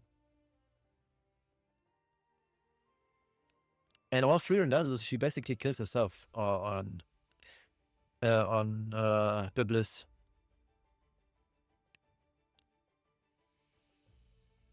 Biblis has S3 ready. She can deal quite a lot of damage here. And I believe if she lands on Frieren especially, she might even kill her off. Or Frieren might kill herself here.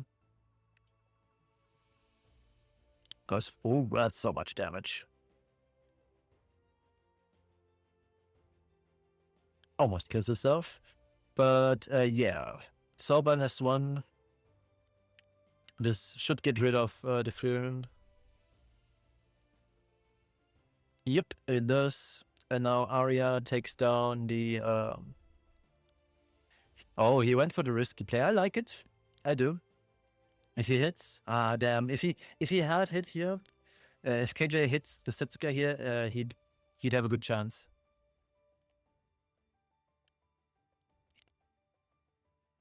So KHM just freeze here. He's at 100, and since the Biblis is forced to attack into somebody, she's gonna miss. The play here is to attack Setsuka. Pray that she doesn't counter. But she doesn't. You attack into Setsuka again. Pray she doesn't counter. My God, dude. And what's very awkward for KHM here, as touring the Setsuka, it is good, but I believe it also limits the amount of damage she can do. I've forgotten about that. I haven't played Setsuka in so long that I already forgot the mechanic that way. We'll find out though. Oh, Setsuka does not proc. There we go. Setsuka goes. Oh yeah, she takes away all her HP. Never mind. It's only relevant for the S3 of her. And yeah. But what is very awkward for KHM is that Arya can S3 here. Oh, never mind. Um, so what do you do here in KJ's case? You kill Setsuka, right? He goes for her. I guess that works. And now you have to hit though. If he doesn't hit, he's dead. KJ, that is. Holy. That was clutch. That was really clutch. I believe both players misplayed heavily. For KHM, I mean, he probably just woke up before this game, so he's tired. KJ is probably tilting a lot because he made a few mistakes against Sindri, and now he made a few mistakes in the prior game against KHM, so I believe it's just tilt play on KJ's side. And KHM is just tired. So KHM, again, goes for his signature stuff, which I don't find to be very strong. Yeah, so let's see. KJ is kind of looking dead here. Actually, no, wait. If KJ has the correct read, then he knows that the KU is higher HP, higher attack. So what I would do is, technically, I would let KU through, and you can choose between picking Rail is banned, right? Yeah, Rail is banned. You could go for Army Key. Go Army Key. That also works, I suppose. Not really, though. Army Key ban Genesis Ras would be the play.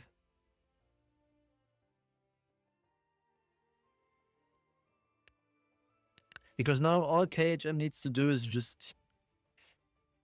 Yeah.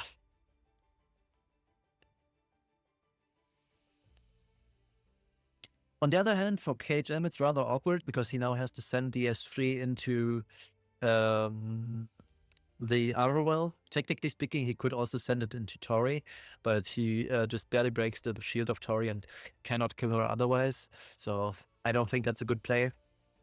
So yeah, he's kind of forced to go into Arrowell, wasting a lot of damage in that way.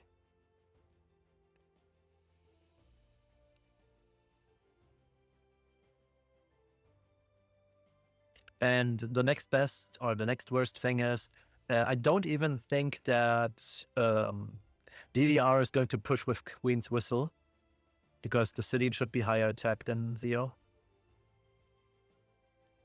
But let's find out. Yeah, as expected, he can now...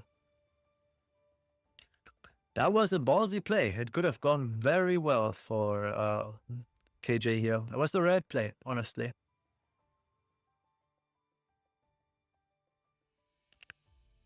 So KJM has no other means other than pressing S3 here. He has no buffs. There's no point.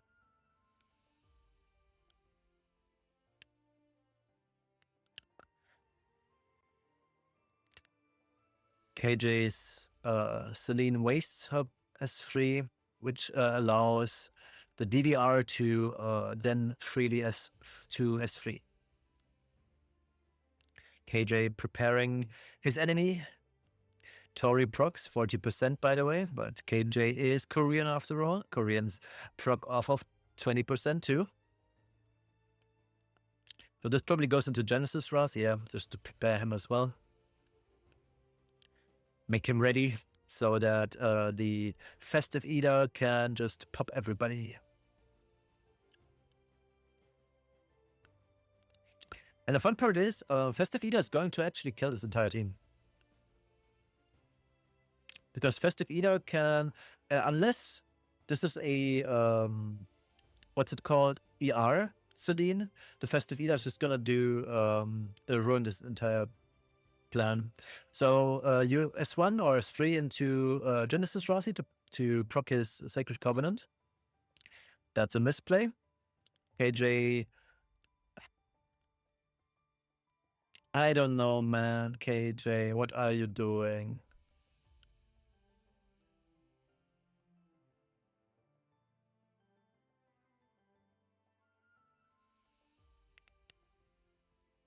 Oh my god, KJ.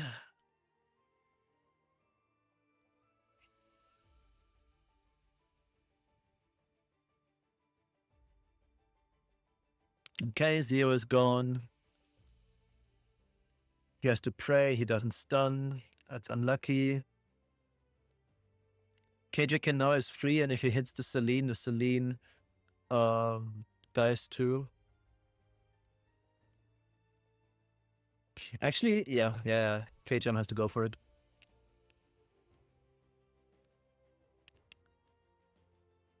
Yeah, KJ is losing this.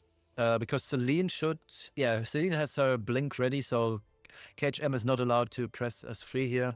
He hits through sleep. That's so lucky. But yeah, KJ just S1s here onto Ras. Oh, he stuns Ras. Okay, yeah, this is over. KHM, the bum of this tournament, basically overslept his first game and then is just tired and loses against KJ. Yeah, Selena Sobans is freeze and it's over.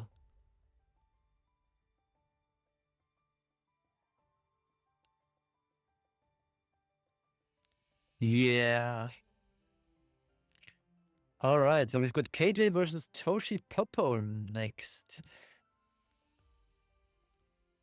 So far, my prediction hasn't been wrong. Sindri got through, but I expected to go for KJ to be the winner of the entire series and not KJ in the losers bracket. But here we are. Let's see how this goes. So KJ, let's speed this up a little bit and analyze the draft once it's done. So KJ banned Scales plus Notos, whereas Toshi banned Notos plus Biblis. So we see, I don't like going for Setsuka here, Setsuka Iseria, because just solely because this racist Sigrid is on the field. Now, sure, Christy is here and she can protect one unit, but what's gonna happen is, in KJ's case, he should be banning the Setsuka and then just play it out. Because unless Toshi bans Bellona, Toshi cannot win this. So let's see. KJ has to ban Setsuka here. And Toshi has to ban Bellona. Yeah. Yeah. KJ should have this. Actually, no. KJ is going to lose. KJ is going to lose because Setsuka is going to ruin his day.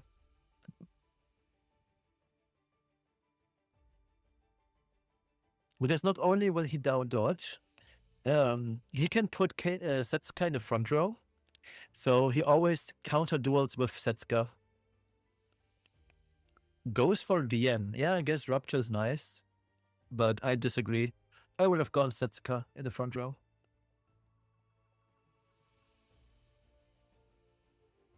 Oh, DN resists. So this goes on to probably Bellona, right? Yep. And now you hope to kill off the Iseria. What is KJ doing?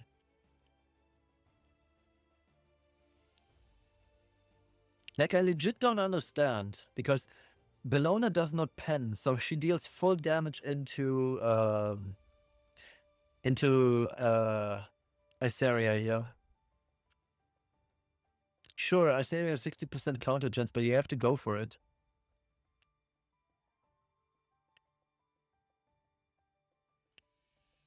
Oh, this procs Bellona right away.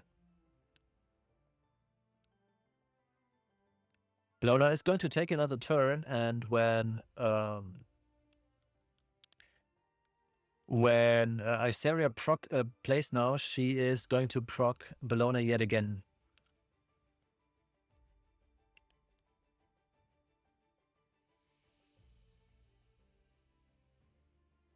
$20 KHP, yeah, sounds about right. Oh, he hits the Bellona.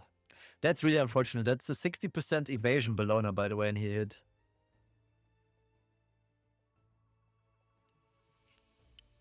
Sitska already basically dead. KJ can soulburn into... Yep, I was about to say. That's a very good target here. And this deals quite a lot of damage. Very nice.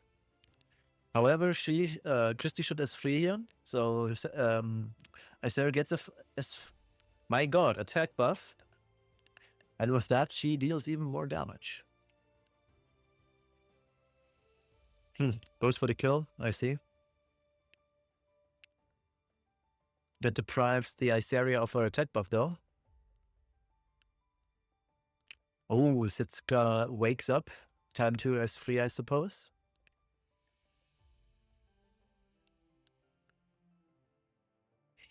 Okay, all of a sudden, this is everybody's game.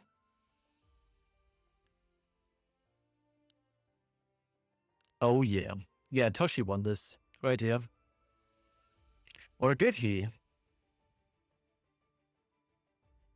Actually, I still believe KJ can pull this off. It all hinges on if Iseria hits here, she might actually be fine. Ooh, good hit. Iseria needs to counter here, and so does Setsuka.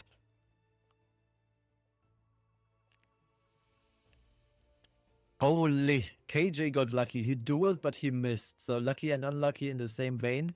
He procs though, and this gets rid of Setsuka. No, it does not. It does. Okay, KJ won this. Nicely done, I suppose. That was a lot of luck, though. All right, let's go into the next draft.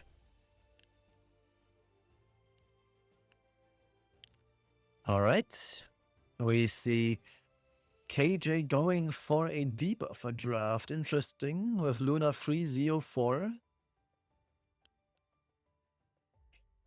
So this is also a Queen's Whistle DDR in this case. And we see a lot of Tori today. The Tori is actually really, really good nowadays. I also should be gearing my Tori properly, I suppose, because she's on a very old build. It's the right sets, but I haven't updated her items in forever. Oh. KJ goes for Architect Leica. I don't know, Chief. Against Tori and Bystander, Architect Leica. But Toshi still respects the Architect, so let's see how this plays out. I believe that Toshi wins this, though. Because what KJ has to do, he has to S3 onto Bystander here. Otherwise, he just procs Bystander, and if KJ is unlucky, the Bystander either kills the Luna or the Genesis Ras. Yeah. Now Luna seals the entire team, and then KJ can... KJ is still in trouble. Yeah. This goes into Tori, right? Yep. Ooh, if this hits Genesis Ras, that'd be bad. Okay, and it's a good target. However, Rin is next to move. So the Tori gets damage limiter, I would assume. I wouldn't necessarily S3 Tori here.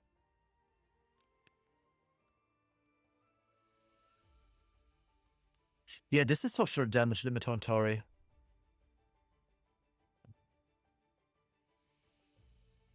Yeah. Luna now Soulburn S3s, which is fine. But Tori got this. If I forgot, is Toshi on? If Toshi is on Wind Rider or if he is on Nightmare.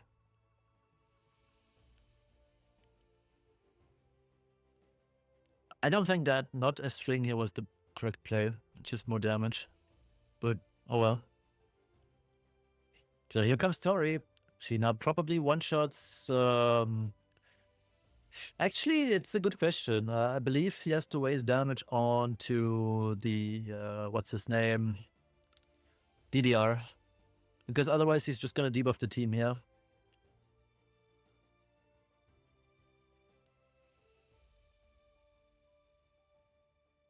Now Zero kills off the... Yep. The Schneel. Now Zero takes another turn, kills off the Ruel.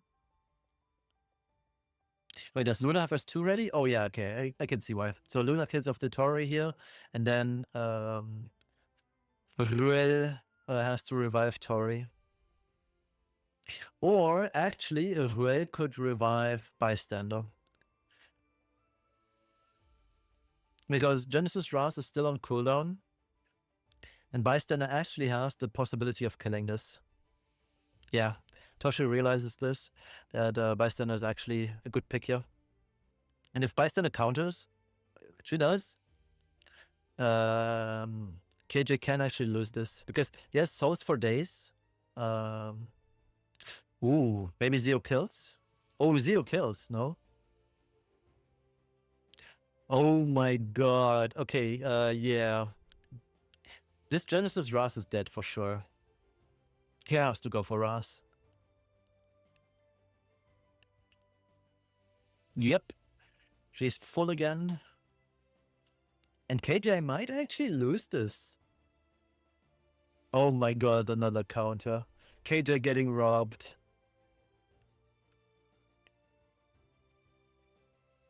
Yeah, just this one.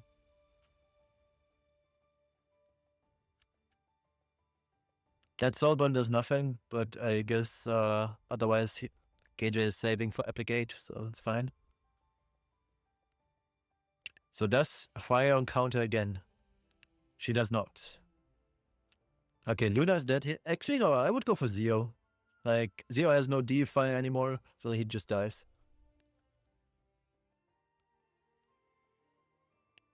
Yeah. Oh boy, KJ fumbled. Oh my god, this Hwayoung. She's not bystanding. Alright. And that means 1-1. We got the final match of the day. Let's see. So, that's standard draft, nothing too fancy here, honestly. The Solitaria against SSV. I don't know, KJ, what are you doing? Drafting SSV into Sol and then not banning Soli? I don't know, man.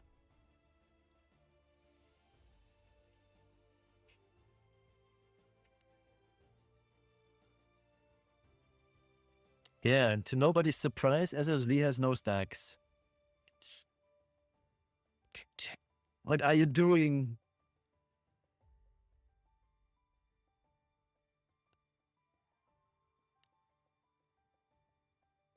I mean, how is KJ winning this? Like, somebody explain, because there's no winning play here.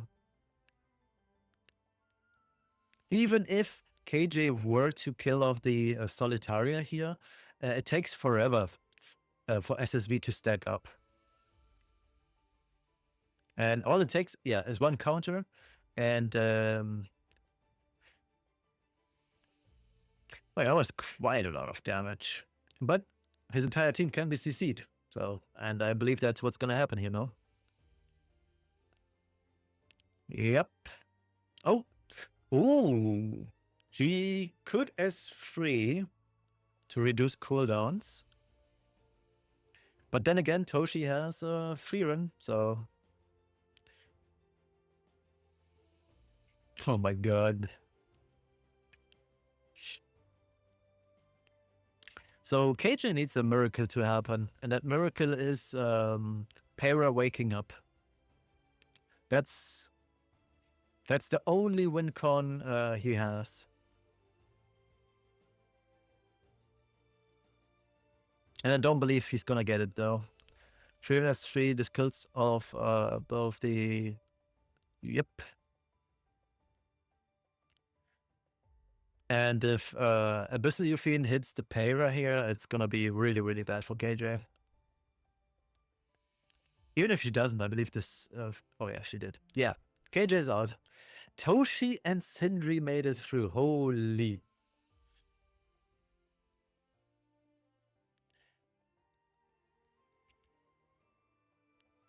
Crazy. Actually crazy. I mean, I expected that KHM would drop out of this stage, because the other 3 players are way better than him. But KJ, I did not expect. So yeah, my prediction was right on Phantom. I did not expect Light to go through. I expected Unihero to win, I believe. I expected Sindri to make it through, but KJ not making it through, holy. Toshi is good though, so... But I thought that KJ was better. But KJ fumbled. Like, KJ really misplayed a lot. It's unfortunate. He probably has really, really bad stage fright.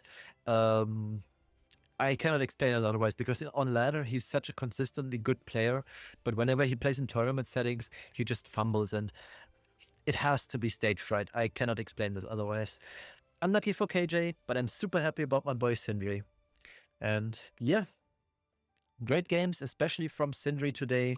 I'm very happy he made it through, and we'll be back next time with the groups E and F.